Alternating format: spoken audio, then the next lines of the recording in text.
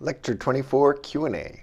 Although I don't think any of the Q's were actually about lecture, they were all about past exam problems. Okay, here we go. So this is a mock midterm from spring 2017, which you could find on the resources page.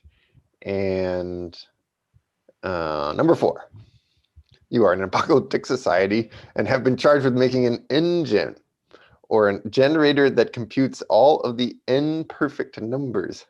However, in this apocalyptic society, built-in and user-defined Python multiplication is forbidden in any form. Okay, so we cannot multiply. You have a blueprint for building a few engines from a natural number generator. So here are some perfect squares, and here are some perfect cubes.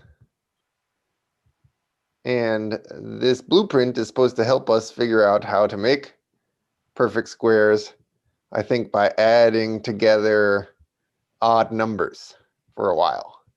So if you add together the first 3 odd numbers, you get 9. I think that's what I'm supposed to be reading from this. All right, let's see how we're getting these cubes. What's that second row doing, John? Is it the sum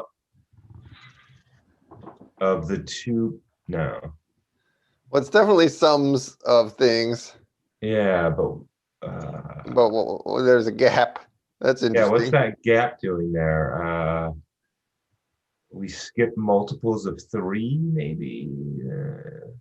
This is one of those annoying like math problems, isn't it? Maybe they're skipping Here's every third one. So this no. is 1, 2, skip the 3, 4, 5, skip the 6, 7, 8, skip Ah, the 9. Okay. And then uh, once you have done that, still not clear so why that's particularly useful. What kind of question is this? If we add 1 and 7, we get 8. yeah, I saw that. And what's 20? And if we add 1 and 7 and 19, then we get 27. So if Okay, we do this operation of summing up every other one, then we get the cubes. I see. But what's the yeah, I see the every other one to get from row 2 to row 3. Yeah. Yeah, it's kind of the same pattern as you had in the 2gen case. Yeah, but what's row 2? Yeah. Well, row Uh, 2, I think, is this so this apply 3 the is same 1 plus operation 2. except for Ah, you don't skip every second one, you skip every third one. right. So after discovering this mathematical pattern, which we did not formally know about, and it seems like a lot to ask for uh, a, That a midterm, but I guess a mock midterm, it's okay, because here it is. Okay, so now it's your job to build the perfect engine and power society out of the apocalypse. Good luck. Okay, so we have natural numbers. can That's I just nice. say, if there's an apocalypse, I'm not going to be making an end generator. I'm just saying this is a ridiculous premise. Okay, so we have this notion of skipping, which I bet is important. So let's say we already have a bunch of numbers. Maybe they're the natural numbers, maybe they're some other sequence. And we want to skip some. We're not quite sure what n means yet, but we'll try to figure it out. Okay, so if this says if n equals 1, meaning take every one, then I think you just yield from gen. Otherwise, you're going to have to skip some. Okay, so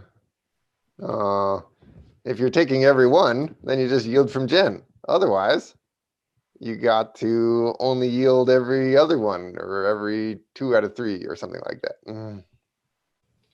What a strange question. I still am not totally sure what create skip is. Let's see if we can figure this out.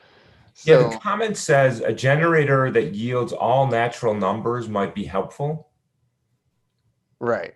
Oh, that's the. That's how we start with the base sequence. Oh, yeah, I see. Yeah, I'm not sure what. But now we need to like build up these tiers. Yeah. Uh, so we need to skip something. I think we need to skip every n, Yeah. starting with our trusty natural numbers. And then while n is greater than 1, we need to decrease it. So And presumably for then, the square, that only happens once, and then the cube, it happens twice. That's the 1, 2, and then 3, yeah? yeah. So the way you describe the second sequence from the first is you're summing everything you've seen in the first sequence, but you're skipping every nth one. So we might as well start at 0. And it's not time to skip yet. We're gonna go through all the elements in gen. If it's time to skip, then we don't really want to do anything at all, I think. But we do need to change skip back to 1. Otherwise, we need to change current to be whatever it was before, because we're kind of taking sums as we go, plus the element in the sequence. Skip increases, and we can yield the current. I can't actually promise this is right. But I think that's the basic idea, is that there's like some pattern where basically you're summing as you go, but you're skipping some elements along the way. So if I'm summing everything from 1, 2, 3, 4, 5, 6, 7, and yielding the sums, then I'd get a pattern that's like go through all the elements, add to the sum so far, and then yield the sum that I have so far. Except for here, we're not summing all the elements, we're summing every other element. So we have some mechanism that says, keep this one in, but skip that one. Keep this one in, but skip that one. So if n were 2, meaning we skip every second one, then we would start with skip equals 1, which means we're not going to skip the first one, but then we'll add 1 to skip. The second time through, skip will be 2, which is n. So we'll skip the second one, switch skip back to 1, and then we'll do it again. Austin confirmed that John is a rock star, because I think it looks like it's right. Miraculous. Yeah, good question. So what's cur equals cur plus lm? A better name for cur would be sum so far. Yeah. And it starts out at 0. And then it's not about indices. It's about the total that you've seen for all the numbers so far. Yeah, that's a bad variable name. Okay, so what's going on with this while loop, and why is this n greater than 1? Well, I kind of just extended from these two examples and hoped that it would work for anything else. I mean, I have not thought at all about perfect, what's next after cubes? Quads. Quads or whatever. So I'm just guessing this pattern extends. But what I saw here was that you have to kind of do this sum and skip operation once for squares, and you have to do it twice for cubes. And so when n was square, we wanted to go through and do this once. That's why I got n greater than 1. Feels like it's a little too early for that question. That's a rough way to start, let me tell you. God. So this is a question from the summer 2020 practice midterm, question 3, called close, which takes n, smallest, and d.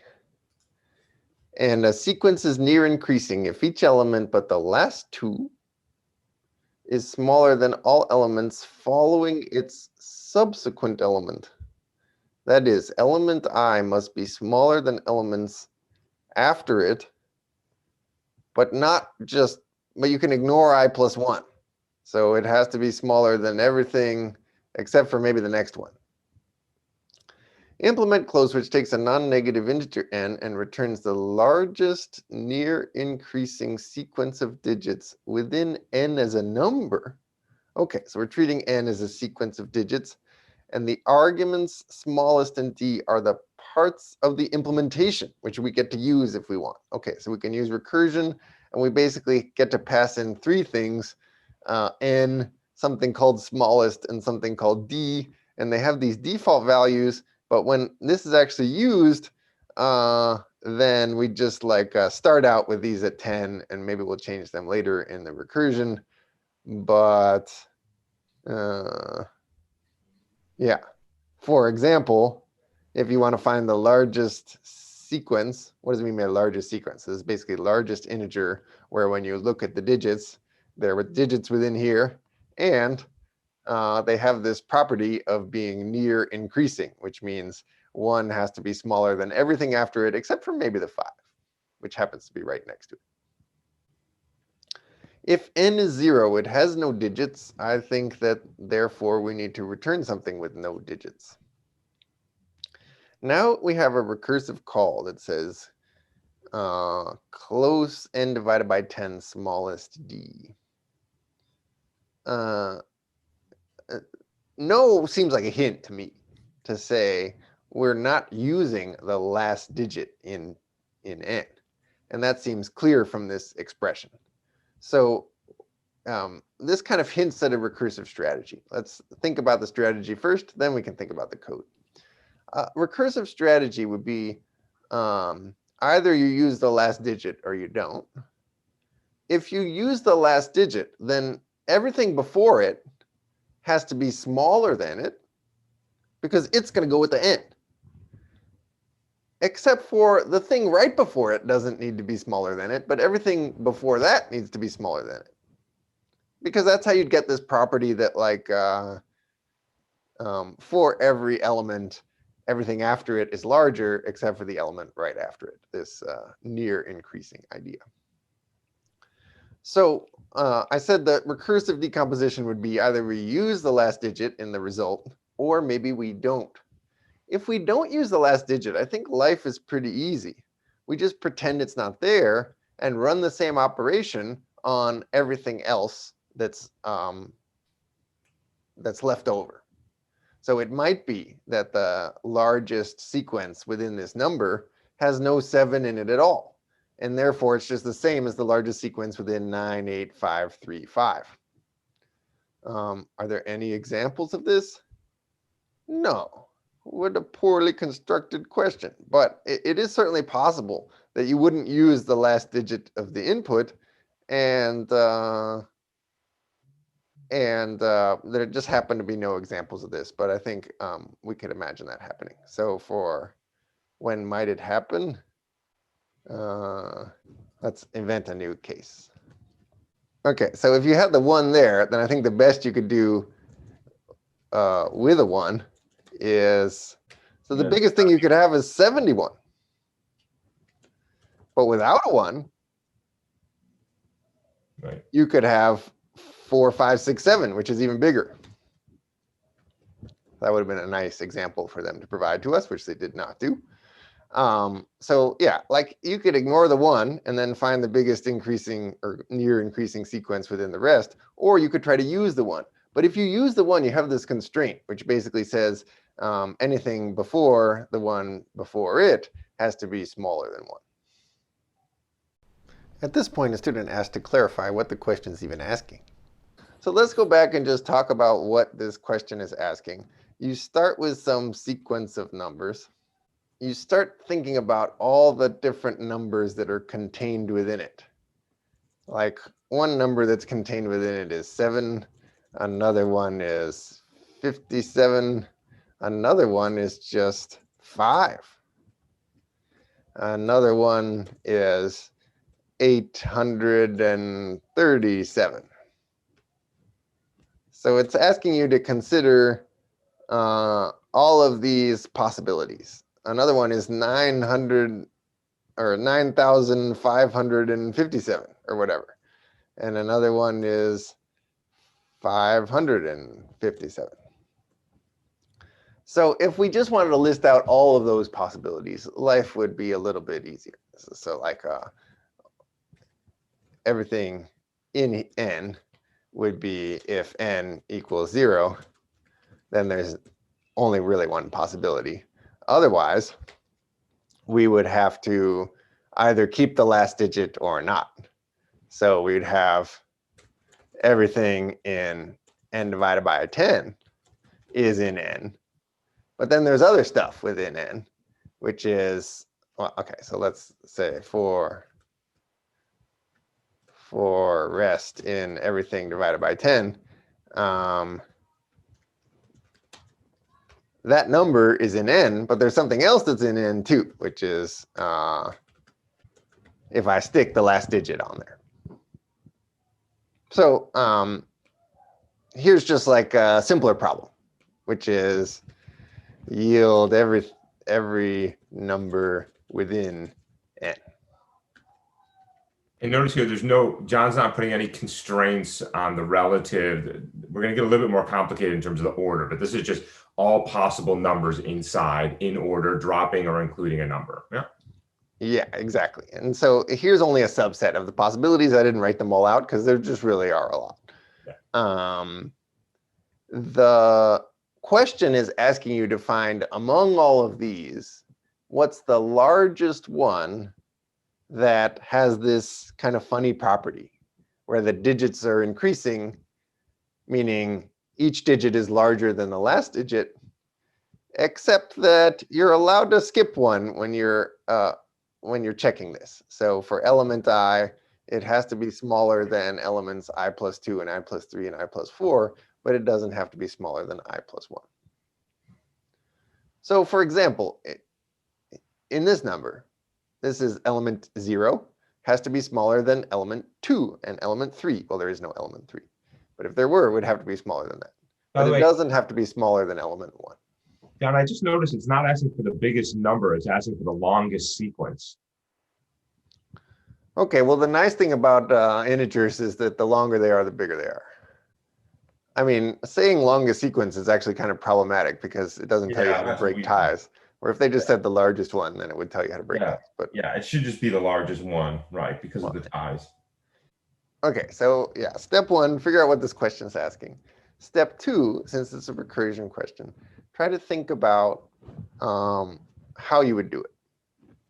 And here's the plan that I suggested. It was 1, forget about the last digit and just find close of n divided by 10. Or use n divided by 10, n percent 10, the last digit, and make sure that everything before it forms a near increasing sequence according to the definition. And then at the end, we'll just return whichever is longer among 1 and 2. So we just don't know which one is going to work out. So we'll just try them both. Oftentimes, recursion problems look like this.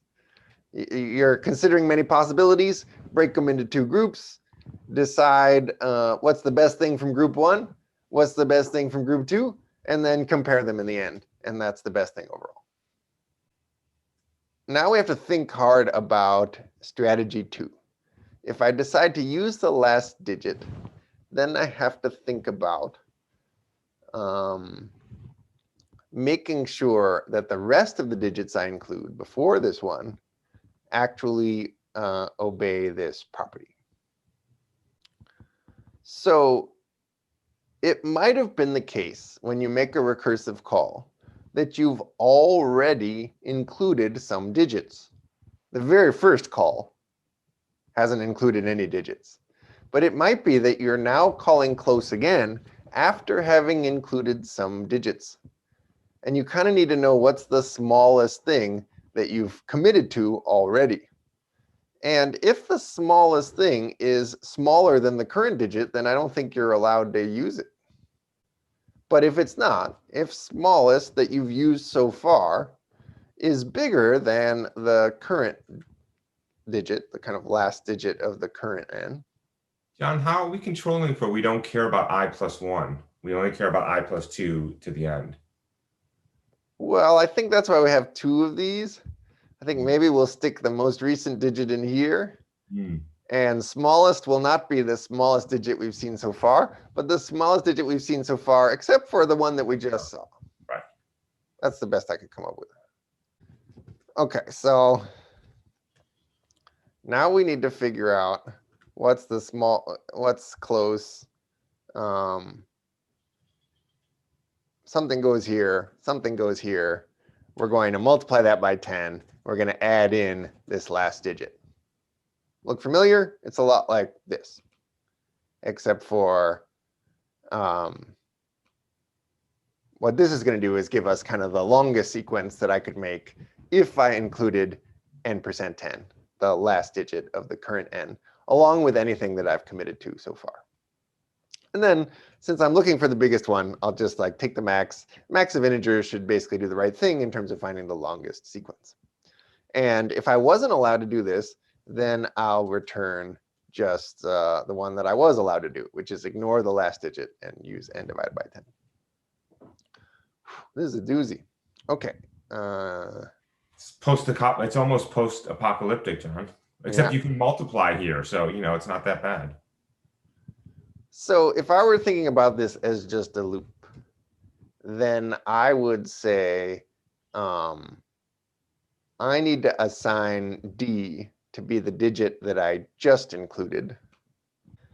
And I would need to assign smallest to the smallest thing I've seen so far, including everything in the like long ago part of the number, and including the digit that I had just seen, because now I have a new digit that I have just seen, but not including actually n% 10. That will come later.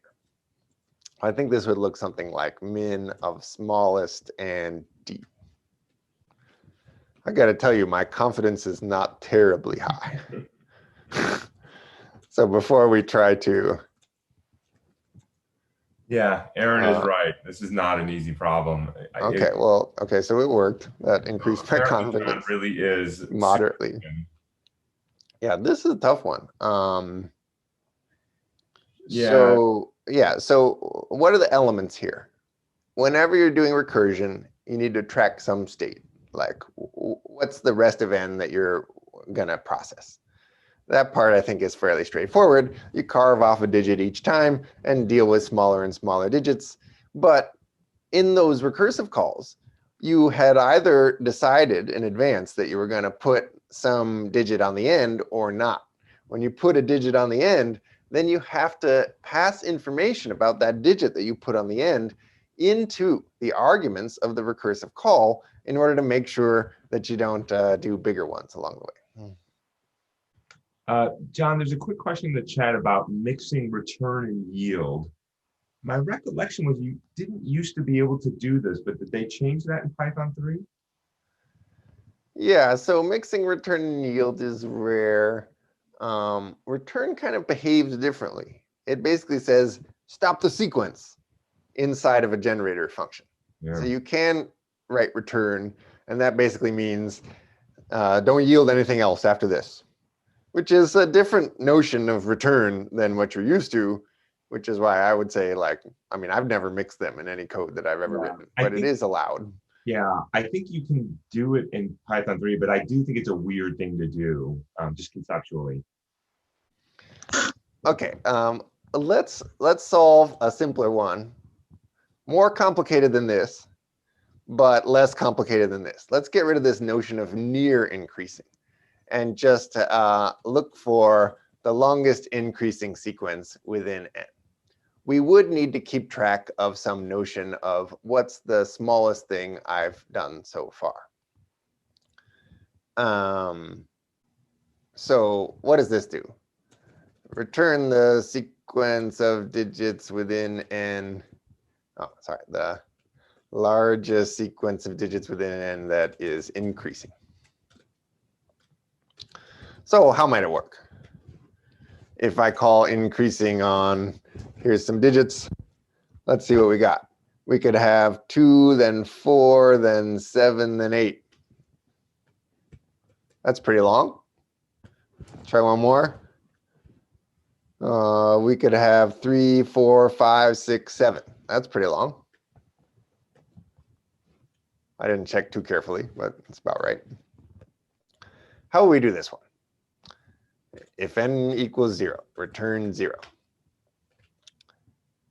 Otherwise, if the last digit of n is less than whatever is the smallest thing I've seen so far, then I might want to include it. So I'm going to just write this as maybe I'll use n%10 in the result, or maybe not. If the last digit is not allowed because it's bigger than something that I've already decided I'm going to use, then I just can't use it. So that means the best I can do is find the biggest increasing number within n divided by 10. Okay, so now we're going to have this notion of no and yes. No says I ignore n%10. This is the same as that, which is why this had kind of a funny structure. We'll talk about that later. It is important that when you're looking for the smallest thing within n, ignoring the last digit, you still respect whatever digits you've decided to keep already along the way. So you have to pass in this notion of what's the smallest thing I've already decided to use. And then if you decide to use n%10, which is smaller than the smallest, now you can still find more digits, but they're not allowed to just be smaller than the smallest thing you had previously seen. Now they have to be smaller than n%10. It turns out that this could be simplified because we know that this is smaller than that. So I could trim this down and I'd get the same result. But I'm going to leave it like this just so we can compare it with the other thing in a minute. And then here I would say, well, maybe I found the best thing without using this digit, or maybe I found it with using this digit. Works for my two examples. Must be right. That was a joke. It might not be right, but I think it looks okay. So, so what now? If you can understand this, then you can eventually understand this. But I agree that like close is just a considerably more complicated version of increasing.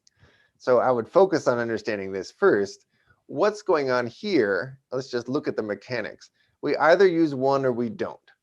In the choice where we don't, we just kind of pretend it's not there. And then we either use 6 or we don't. And in the choice where we don't, we just pretend it's not there. And then we either use 8 or we don't. In the choice that we do, now we have to make sure that everything else that we choose from here is smaller than 8. So we're going to have 8 in the end, but we make a recursive call that is, I want the longest increasing sequence within 8, 7, 2, 4, 7. Everything that's left over, except for all of the digits there have to be smaller than 8. And that's how I got this number. So if that makes sense, then look at the difference between this and that. The difference between this and that is that, like, we're just tucking away the most recent digit. And we're going to include it in this notion of smallest one step later than we otherwise would. So you're allowed to ignore the 5 when you're checking to make sure that 1 is small enough, because that's just the rules of how this works. We're in spring 2019, midterm 2, question 4. We're not going to solve the whole problem. We're just going to talk about a particular assignment statement and its strange behavior. So student observed that if you have L.rest, L equals L.rest.rest, L.rest.rest, you actually get different behavior than if you switched the order of L and L.rest here. Here's the reason. The way you execute this statement is you evaluate everything on the right, like we said, and then assign the results to everything on the left.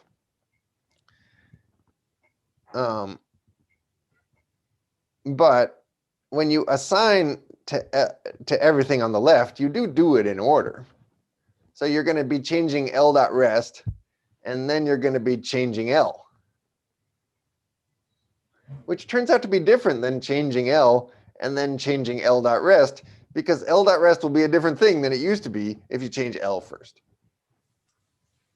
This, by the way, is exactly why I don't like these simultaneous assignment operators. Even when they're straightforward, I find them a little evil. I just prefer to have it sequential. I never, ever use these simultaneous assignment operators.